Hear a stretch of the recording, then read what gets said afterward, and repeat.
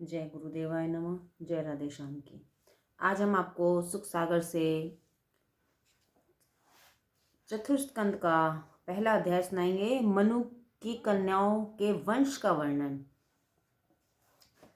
मैत्री जी बोले, हे कुरुश्रेष्ठ साधु पुरुष विदुर जी, अब मैं तुम्हें स्वयंभू मनु की शत्रुपा नामक स्त्री से उत्पन्न कन्याएं सहित उनका वंश विस्तार सुनाता हूँ। ध्यान देकर सुनो। हे विदुर, रानी शत्रुपा से 3 कन्याएं और 2 पुत्र, कुल 5 संतानें उत्पन्न हुई थी।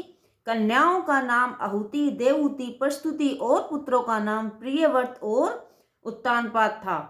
तब स्वयंभू मनु अपनी श्रेष्ठ कन्या आहुति की रुचि नामक प्रजापति के साथ यह नियम करके ब्याह किया था कि इससे जो पुत्र होगा वह मेरा पुत्र कहलाएगा और मैं उसे अपने यहाँ रख लूंगा तथा जो कन्या होगी वह आप रखेंगे।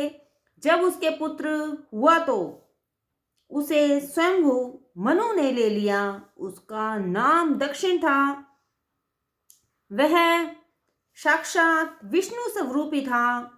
इसी प्रकार कन्या जो हुई वह लक्ष्मी का रूप थी और उसका नाम दक्षिणा था, जिसे प्रजापति रुचि ने अपने पास रखा। फिर विष्णु जी की कृपा से उस दक्षिणा नामक स्त्री से 12 पुत्र उत्पन्न हुए। तोष, प्रतोष, संतोष, भद्र, शांति, इंटसपति, इदम, कवि, विभु, स्व, सुदे, रोचन।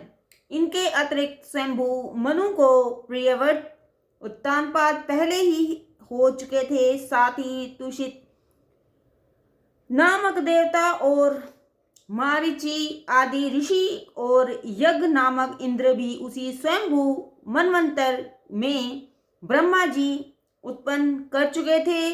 फिर तो प्रियव्रत और उत्तानपाद के पुत्र पौत्रों और नाती लोगों ने मनवंतर का पालन किया। स्वयंभू मनु ने अपनी तीसरी कन्या प्रस्तुति को प्रजापति दक्ष को दिया था। दक्ष जी ने उससे बड़ी बहन सृष्टि उत्पन्न की। इधर उधर कदम जी की 9 कन्याएं मारीचि आदि महर्षियों की स्त्रियां हुई, जिनमें कला नामक मारीचि की स्त्री ने कश्यप तथा पूर्णमान नामक 2 पुत्रों को उत्पन्न किया। पूर्णिमान के कुल में 3 संतानें हुई, जिनमें 2 पुत्र और 1 कन्या थी। पुत्रों का नाम विरज, विशक तथा कन्या का नाम देवकुल्या था। यही देवकुल्या आगे चलकर श्री विष्णु जी की चरण धोने के कारण गंगा नामक नदी हुई। फिर अत्रि की स्त्री अनसुया से विष्णु, शिव तथा ब्रह्मा के अंश दत्तात्रेय, दुर्वासा और चंद्रमा नामक 3 पुत्र हुए। विदुर जी ने पूछा, हे मुनीश्वर, ये ब्रह्मा, विष्णु और महेश किस इच्छा से आकर यहाँ जन्मे? क्योंकि ये तीनों तो देवताओं के में श्रेष्ठ और संसार के उत्पत्ति, पालन और संहार के कारण रूप हैं। मैत्रेय जी ने कहा, उत्तर दिया, हे विदुर जी, अत्रि जी बड़े ब्रह्मवेता थे। इन्होंने अपने तपोबल से भगवान के समान ही एक पुत्र की याचना की थी। तीनों देवता अपने अपने चिन्हों से युक्त बैल, हंस और गरुड़ के ऊपर बैठ उनके तप स्थान पर पहुंचे। मुनीश्वर अत्रि ने उनकी बड़ी स्तुति की। उससे प्रसन्न हो उन तीनों देवताओं ने कहा, हम तीनों एक ओमकार से ही प्रकट हुए हैं और हम में कोई भेद नहीं है। आपकी तपस्या से प्रसन्न होकर हम आपको यह वर देते हैं कि निकट भविष्य में ही हम तुम्हारे पुत्र कहलाकर संसार में प्रसिद्ध हों, आपके यश को बढ़ाएंगे। ऐसा कह तीनों देवता अपने अपने लोक को चले गए और अत्रि, अनसुईया ये दोनों बड़ी देर तक उनकी ओर देखते रहे। फिर उसी वरदान के प्रभाव से ब्रह्मा के अंश से चंद्रमा, विष्णु के अंश से दत्तात्रेय और महादेव के अंश से दुर्वासा ऋषि अत्रि, अनसुईया के यहाँ उत्पन्न हुए। उधर अंगिरा की स्त्री श्रद्धा ने से 4 कन्याएं सिनेवाली, कुहू, राका, अनुमति तथा अतथ्या बृहस्पति ये 2 पुत्र हुए। दूसरी ओर पुलस्त्री जी की हविभू नामक स्त्री से अगस्त्य जी और विश्वा जी उत्पन्न हुए। अगस्त्य जी को दूसरे जन्म में जठरग्नि का रूप मिला और विश्वा ने 2 विवाह किए, जिनमें इंद्रवीड़ा के गर्भ से कुबेर और केशनी ने रावण, कुंभकर्ण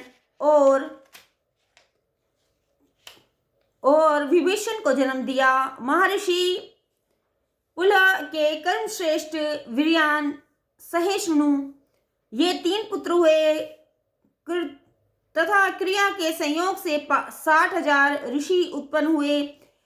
वशिष्ठ जी की 2 पत्नियां थी, जिनमें अरुंधति के गर्भ से चित्रकेतु आदि 7 ऋषि पैदा हुए और दूसरी पत्नी ने शक्ति आदि कितनी ही संतानों को जन्म दिया।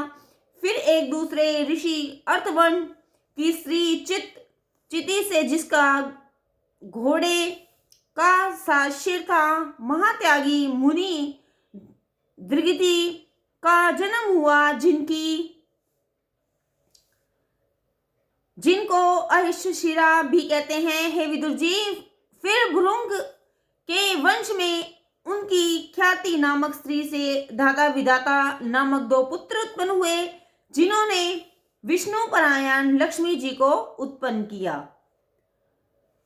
तब धाता और विधाता का विवाह क्रमशः मेरु की कन्या ख्याति और नियति से हुआ और दोनों के क्रमशः मुकुंद और प्राण नामक पुत्र उत्पन्न हुए, जिनमें से मुकुंद ने मार्कंडेय मुनि को जन्म दिया और प्राण ने वेदशिरा को। भृंग के एक तीसरे पुत्र कवि से शुक्राचार्य पैदा हुए। इस प्रकार कदम जी की वंशावली हजारों की संख्या में पहुंच गई और स्वयंभू मनु की दूसरी कन्या देवहूति के वंश में उपरोक्त सभी देवता आते हैं। हे विदुर जी, अब स्वयंभू मनु की प्रस्तुति नामक कन्या की वंशावली सुनो, जिसका विवाह ब्रह्मा के पुत्र प्रजापति दक्ष से हुआ था। उससे परम सुंदरी कन्याएं उत्पन्न हुई, जिनमें कन्याओं को तो प्रजापति दक्ष ने धर्म को दे दिया, अग्नि को एक, सब पितरों को एक और एक कन्या श्री महादेव जी को दिया। धर्म की पत्नियों के नाम हैं श्रद्धा, दया, मैत्री, दृष्टि, शांति, पुष्टि, क्रिया, बुद्धि, उन्नति, मेधा, तिक्षा, हिम, लज्जा और मूर्ति।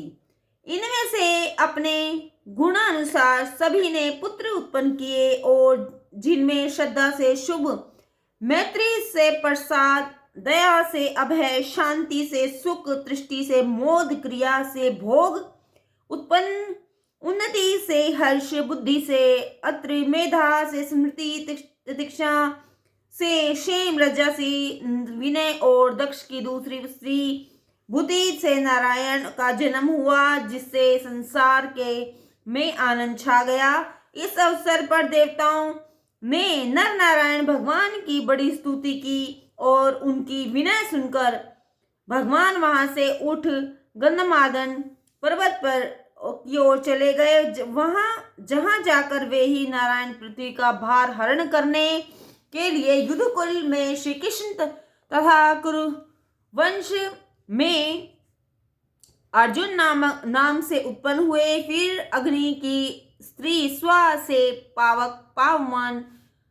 पवमान तथा शुचि से हव्य भोगी और यज्ञभिमानी देवतागण उत्पन्न हुए। फिर इन तीनों अग्नि रूप पुत्रों ने अग्नि रूप पुत्र उत्पन्न किए, जिनके तीनों पिता और एक पितामह अग्नियां कुल प्रकार की अग्नियां उत्पन्न हुई। वैदिक यज्ञ से में इन्हीं 49 की पूजा होती है। इस प्रकार से संगनिक और निरग्निक नामक पितृ हैं।